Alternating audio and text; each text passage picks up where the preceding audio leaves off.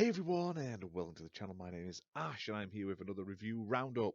In this video, I'm going to be looking at 4 games I've been playing recently across a variety of different consoles, different genres, and different game styles. So let's jump into it and check out the first game.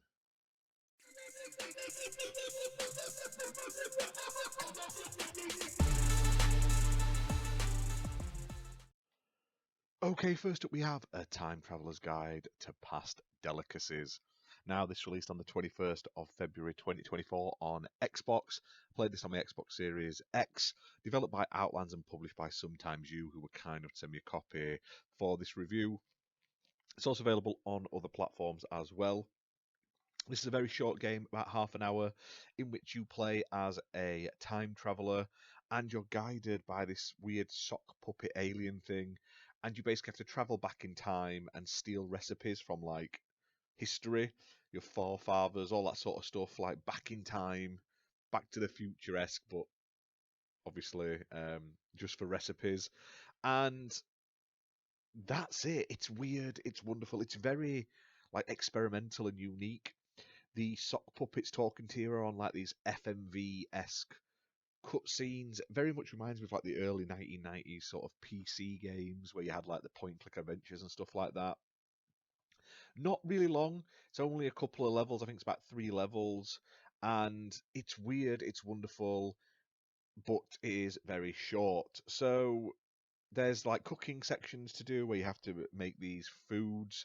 There's like a first person section, and there's this weird like you walking around collecting food on like a top down platforming section. It's very weird, unique, and wonderful.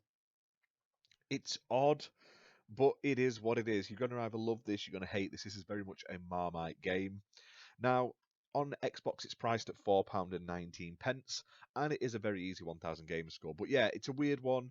May not be everyone's cup of tea. Graphically, it looks like an old school game, but it's unique, and that's what makes it stand out. And it does have a lot of humour in it as well. But give it a try. Odd, but short enough that it doesn't like get too odd and outstay its welcome. But some people may also think that they don't want to pay £4.19 for a 30-minute game. Either way, I'm glad I got to play it. Okay, next up we have Xuan-Yuan Sword Mist Beyond the Mountains. Apologies, I've pronounced that wrong and butchered it. This is a game that's available on PC and Nintendo Switch, and it was released on the 8th of December 2023, published on Switch by East Asia Soft Limited, who were kind enough to send me a copy. This is basically like a old school RPG game, and this is part of the award-winning sort of Chinese RPG series, basically China's Final Fantasy.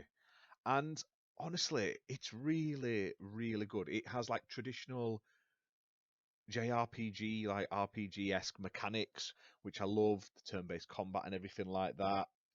And the sprites, the graphics, everything looks fantastic.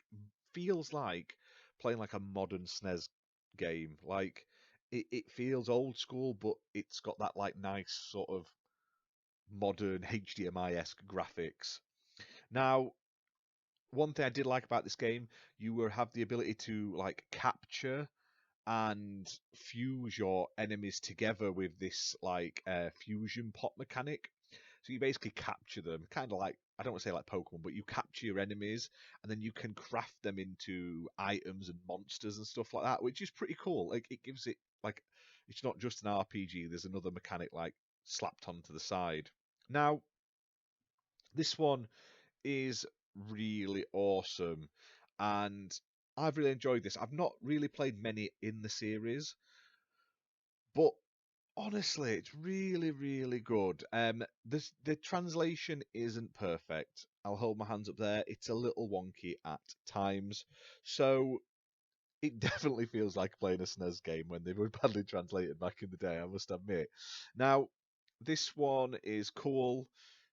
Hours and hours and hours of content, and it's literally priced at £12.99 on the Switch. I mean, it's a fantastic price for a traditional like RPG, JRPG. If you want that old school Final Fantasy itch scratching, you couldn't do much worse than this. There's loads to it.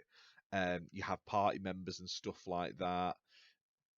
Everything you've come to know and love, overworlds and stuff, hand drawn like enemies. I mean, the art isn't always fantastic, so it's done in like a traditional ink painting style at times, and sometimes it looks great, sometimes it looks a bit iffy, but overall, it does like pop and catch your eye. It's not perfect, but it never looks awful. Now, it's got a great soundtrack, which is always a bonus for these sorts of games. Story, like I say, it's sort of set in like China and that sort of area. Uh, it's in a era of collision between the East and West, and it covers a range of historical events that include the Battle of Talas, the Arabian Civil War, and stuff like that. Now, this is really fun. I've enjoyed it. I'm looking forward to trying more of them. I believe this is the third one in the series, and they've sort of brought it onto modern consoles. So if you've ever played it back in the day, you're going to get the best version of that game now. But yeah, check it out. For 12.99 for hours and hours of like JRPG goodness, you can't really go wrong at all. Okay, next up is Control Override. Now, this came to Xbox on the 9th of February 2024, developed by Studio 23 and published by Brain Station 23, and they were kind of to send me a copy. Now, this is a puzzle game where you basically play as a hacker and you're trying to basically break into this system. Now, it's a very sort of physics sort of heavy puzzle game where you have to like manipulate objects to proceed to like the next level. Lots of like it feels like programming where you have to get things to move in a certain direction and then something else and stuff like that. Now, it's interesting. It's a little clunky in its controls in the terms that it takes a fair while, like it took me anyway, a fair few levels to really get used to like how the controls handled. But once you get used to how it handles, the puzzles get really, really awesome. And on top of that, it does have a cool little story with multiple endings depending on how you play, which I think is awesome for a puzzle game. Having like a story and endings is awesome. Now, it does feature a rewind mechanic, so if you mess up, you can sort of rewind, which is always helpful because I messed up plenty of times clicking on the wrong thing or going to the like there's certain things where you have to control platforms and stuff like that, and if you move them in the wrong direction, you're basically screwed. So having a rewind option we have to restart the entire level from scratch is also great. Now, visually and sounds, the music's really good, and I love the like neon aesthetic to the game. Like it does look like Matrixy and stuff, like with all the code in the background and everything. Very like old school, like 1990s hacker style. So definitely check this one out. It's a tricky puzzle game, but like it feels great when you master the controls and you actually work your way through it. And it's priced at £3.29. There's also a free trial as well, so definitely check it out. And it's available on other platforms, including Steam. Okay, and then last up this video is SteamWorld Build. Now, this is another game in the SteamWorld series. This time, it's basically a sort of colony city builder. Now, this released on the 1st of December 2023 from Thunderful Publishing, and I was lucky enough to send a copy on Xbox. It's also available on other platforms, including PC and PlayStation, and it's available on Xbox Game Pass. So don't take my word for it. Go and give it a go if you've got a Game Pass subscription. Now, it's normally priced at $24.99, and this is a very chill, like, city builder. It's simple, it's forgiving, it doesn't, like, rush you and destroy you in any sense of the word. It's very laid back and enjoyable, and I quite like that because sometimes I just want to have fun. Now, this is set in like an old West inspired town, and you basically it's full of these little robots, and you basically have to keep them happy, make sure all their needs are met, and dig. And you've got a mine, so there's like you've got overseeing your town, making sure everything's powered and everything like that on the top, which is interesting enough.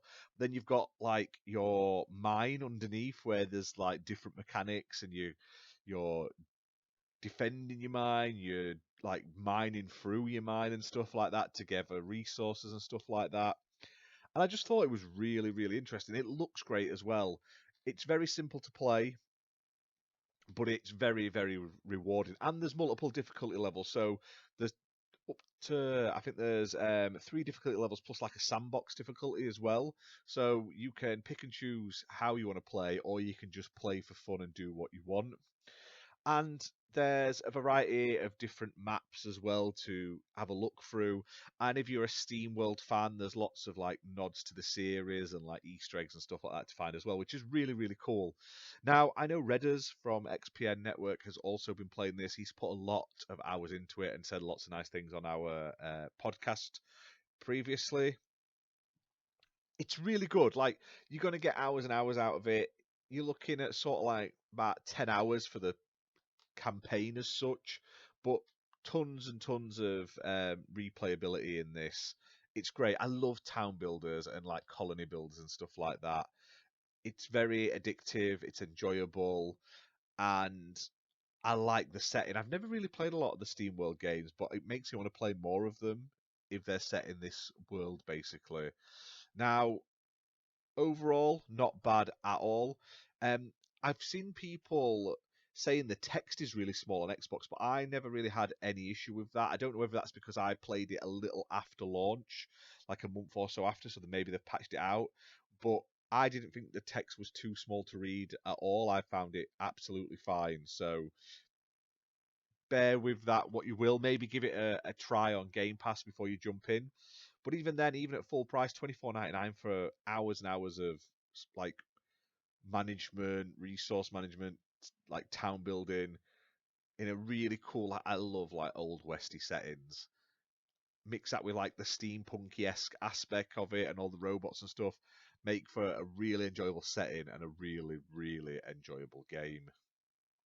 But anyway, guys, that's it for this week's review roundup videos. Which game stood out the most for you? Let me know down in the comments below. What should I play next? Let me know. I'm always looking for more games to play. And like I say, all of these games I've had a great time playing. Sometimes there's a game on the list that I'm not super fussed about, but this time I've enjoyed all of them in this video. So check all of them out. They're on mostly on most consoles. You can get them on Xbox, Switch, stuff like that, and also PC. But until next time, guys, thanks for watching. We'll see you around.